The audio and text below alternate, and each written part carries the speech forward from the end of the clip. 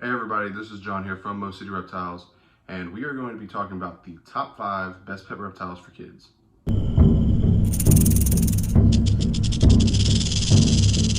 Welcome back to the channel everybody. If you haven't already, definitely go subscribe and like this video if you do enjoy it. And if you have any opinions or things you'd like to see on this channel, definitely comment them down below. I'm always looking for new video ideas or also just things to talk about. But let's get right into the top 5 best pet reptiles for kids. And if you're curious who I have here, this is Martha, one of our crested geckos. She's a retired brooder now, but she's still just an awesome thing to have, especially when we go to expos. But starting right on to number 5 is going to be bearded dragons.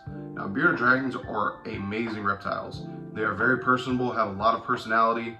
Their requirements aren't too hard to accomplish, and they come in a variety of different colors and morphs. And I think they're awesome, you know, especially for a new keeper or somebody who's looking to get into reptiles. These are a manageable sized animal and don't require too much to really do. But with that being said, out of all the beginner reptiles, I do believe they are the animals that have the most care requirements, if that makes sense. So with bearded dragons, they are omnivores, so they're eating both vegetation and insects.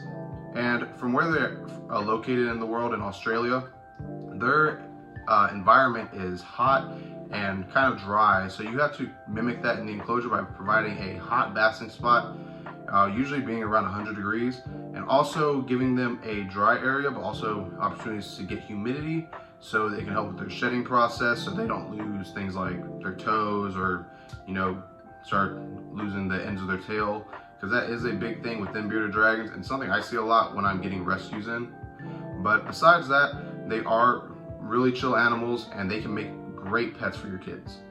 On to number 4, which this is not a reptile, but I'm going to include it because it's part of the same thing kind of, but it is isopods. So I know isopods are bugs, you know, but isopods are awesome. I'm a big isopod person. Isopods come in a variety of different species of them and different colors within those species as well. They can be kept in very small tanks. You can have isopods in little 6-quart containers. You can have them in 5-gallon enclosures.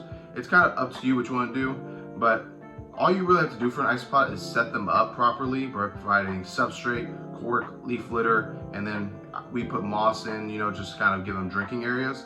But besides that, you will miss them like every 3 days, depending on your species you have, and they'll populate, and that's really much it. A lot of kids find a lot of interest in them, especially since isopods are roly-polies, if you don't know that.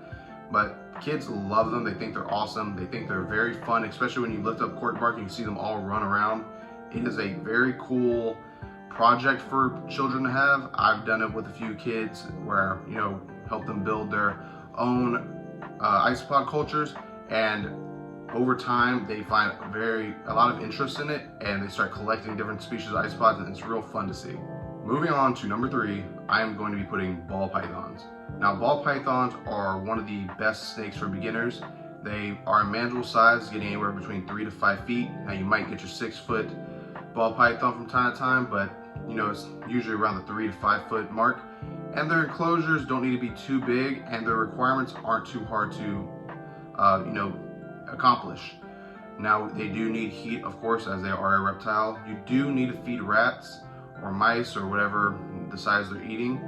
But the only downside to ball pythons that I say, and there is a fruit fly in front of the camera, the only downside of fruit flies that I'd say, or not fruit flies, to ball pythons, is that they do tend to be a little hard to feed sometimes. I've had a lot of ball pythons either do hunger strike or just a little picky on their meal, and also they can be very timid and scared.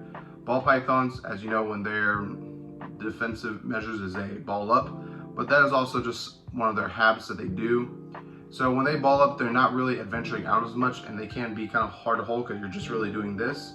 But nonetheless, with enough desensitization, ball pythons can be amazing reptiles and amazing snakes, and they are one of the most bred reptiles in the world, with a lot of different morphs, a lot of different varieties that you can choose from. So next time you go to Expo, definitely consider getting one of these as your first reptile for your kids. Taking the number 2 spot, I'm going to be putting corn snakes. So minus African house snakes, I think corn snakes are the best pet snake that you can find. These guys are even more mandible size than ball pythons. They do get around 3 to 5 feet, but they're not as thick. You know, so the overall size is going to appear smaller. They don't really ball up. They are more active and easier to hold and kind of maneuver with. And the best thing I'd say for me is I've never been bitten by a corn snake. I've been bitten by ball pythons, I've been bitten by hognose snakes, I've been bitten by king snakes, but I've never been bitten by a corn snake, which is impressive as I've owned quite a few of them and I've worked with a lot of them too. But their care requirements are also really simple to accomplish as they are a North American colubrid, so their environment is similar to what we experience in America, while things like ball pythons are, you know, they're African pythons, so it's going to be from a different part of the world with different parameters. But also, same thing as ball pythons, corn snakes have a lot of people breeding them. There's a lot of different morphs and varieties that you can choose from, and they are readily available, same as ball pythons. So if you want something different than a ball python and you want something that I think is better than a ball python, definitely check out corn snakes. Now, moving on to the #1 spot, which is going to be crested geckos. Now, I don't care what anybody says. Yes, crested geckos are being bred a lot. Yes, there's probably way too many for the hobby, but I still believe crested geckos are the #1 best reptile for anybody. They are the easiest to keep, require the least amount for their husbandry, and holding them, interacting with them is so simple. These guys are the chillest out of any reptile I've ever kept. Even you can argue about other New Caledonian geckos such as like gargoyles, leeches, chihuahuas. I still choose crested geckos every time. With them, you know, technically being kept at room temperature, with them mainly feeding on a crested gecko diet with, you know, supplementary crickets, and with them just, I've been bitten by a crested gecko, but it feels like nothing. It feels like a little pinch.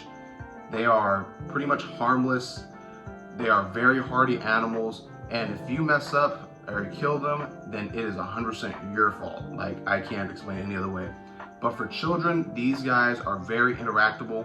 They're very easy to maintain, and it is something that's low maintenance for a child to take care of. While if they want to hold it, they don't have to worry about getting bitten.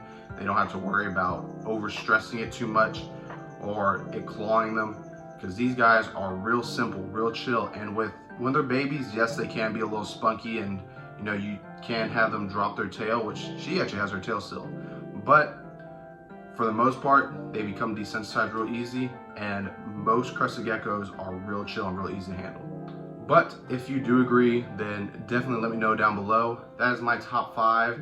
I don't care what anybody says, crested geckos are the #1 pet reptile for anybody, especially beginner keepers. I think they're awesome, and while I am trying not to breed them, is because I don't want to add too much to the hobby. I will always have a crested gecko in my collection no matter what. But again, thank you for watching. If you did enjoy, like and subscribe, and I'll catch you next time.